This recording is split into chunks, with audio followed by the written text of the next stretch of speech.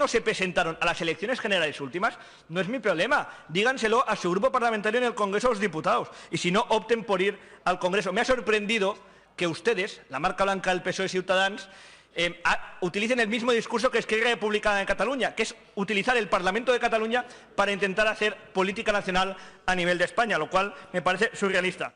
Para Ciutadans, esta Cámara es una Cámara española. Y, por lo tanto, desde este Parlamento sí puede instar al Gobierno de España y al Congreso de los Diputados. Claro que sí, es España, Coto, no se meta usted en la mentira de los separatistas. Y después decir una cosa, ya sé que tiene que ser muy duro, como jovencito Friedman, tener que asumir que están siendo ustedes más socialdemócratas que iniciativa, que ponen más impuestos que ellos. ¿Sabe lo que pasa? Es que sus votantes se lo harán pagar. Señor Cañas, usted sabe que cada comunidad autónoma, cada administración tiene una competencia y, por tanto, no intente llevar a este Parlamento autonómico competencias que corresponden al Congreso de los Diputados. Y, en cualquier caso, se lo vuelvo a reiterar. Si usted quiere hacer política nacional, dígaselo al señor Rubalcaba que presente estas propuestas que usted nos hace en relación al Gobierno de España. Y, mire, usted se está convirtiendo en sus intervenciones en monólogos propios, como ayer le decían, del Club de la Comedia.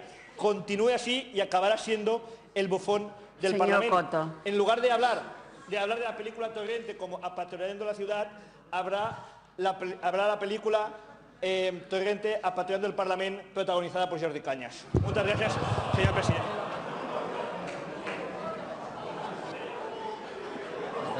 Senyor Cañas.